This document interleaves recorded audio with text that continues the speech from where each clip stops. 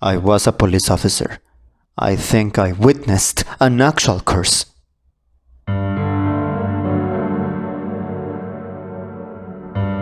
So I used to be a police officer in a city in Virginia.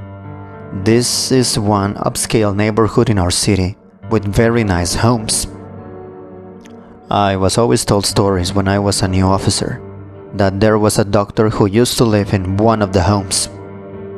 The story goes, the doctor attempted to perform some type of operation on himself. He numbed his stomach area to make an incision on himself.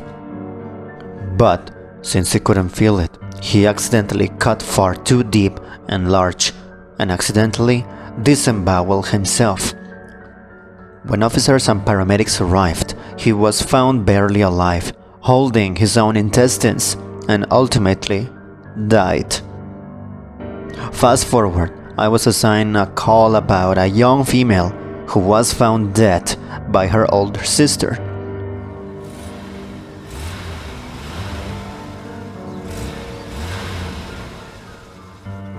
When I arrive on scene, it is in the aforementioned nice neighborhood. When I exited my vehicle, I immediately had an uneasy feeling about the house. While nice on the outside, it just had bad energy surrounding it. As I approached the front porch, I noticed countless empty energy drink cans and a Ouija board on the front patio table. Everything about this house just felt wrong. When I was led inside, the family was obviously very distraught. I was told the deceased sister, we'll call her Emily, was in the basement. At this point, another officer had arrived also, and so he stayed upstairs with the family as I entered the basement.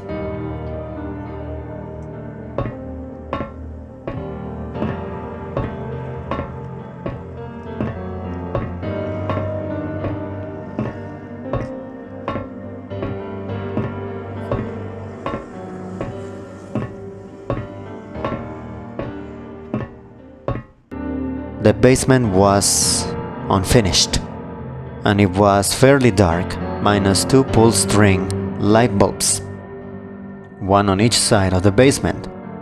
The scene in the basement was similar to the front porch. Energy drink cans were everywhere, and another Ouija board was on a small coffee table. Emily, who was 19, if I remember correctly, was hanging by her neck on a basement rafter. She had hung herself with an exercise band and was swinging back and forth slightly. Her face was blue, bloated, and contorted into a horrible expression. Another officer helped me lift her to bring her down. Emily's family consisted of her mother and father, and her older sister. Her parents stated that they had been trying to help her because all she ever did was drink the energy drinks to stay up all hours of the night playing on the Ouija board. Her sister gave a little more detail about it.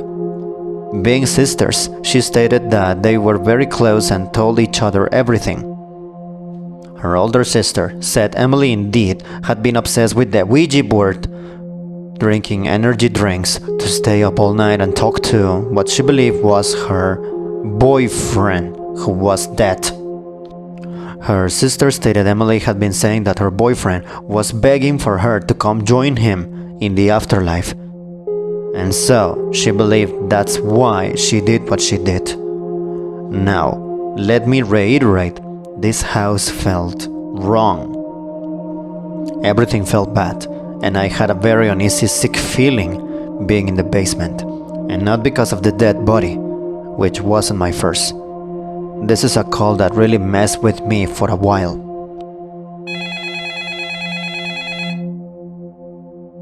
We really never got much more explanation.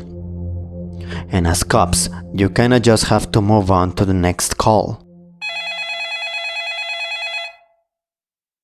2 weeks later, to the day, I get a call about a car accident with ejection. I head to the call, code 1, lights and sirens, and arrive to find a convertible BMW with the top down, which had experienced an obvious horrible crash and rollover.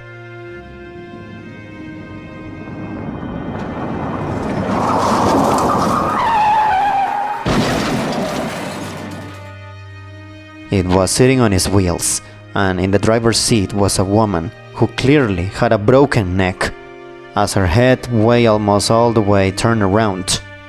Next to the vehicle, about 25 feet away, was a man who had been ejected. Keep in mind this was a convertible, so he was ejected from the top of the car. He was missing the entire top half of his head, and there were pieces of brain everywhere. I went to close off the scene with yellow table. I walked about 75 yards away from the accident, where I found yet another large chunk of his brain. I'm not trying to be intentionally graphic, but I want to paint a picture of just how bad and violent this car accident was. Upon obtaining the man's ID, I read the information off to dispatch. And then another officer and I both realized the same thing at the same time.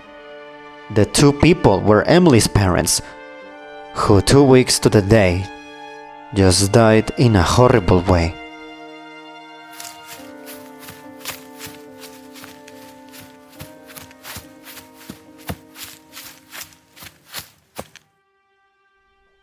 Breaking the news to the older sister was heartbreaking. I keep in touch with her for a little while.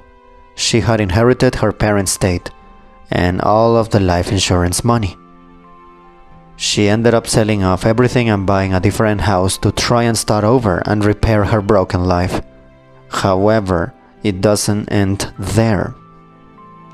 Around a month later, another officer was called after a pedestrian was struck by a car while she was jogging in her neighborhood, and yes, you guessed it, it was the sister. She managed to survive several weeks in a coma, but ultimately did not make it.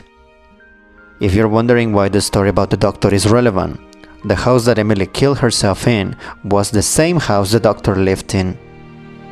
I don't know what you guys think, but to me it definitely seems like either that house is cursed or Emily opened up something bad.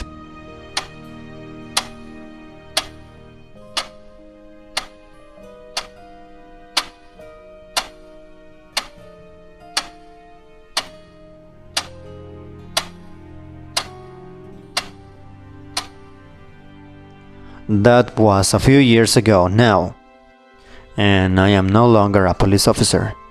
I moved a couple states away now.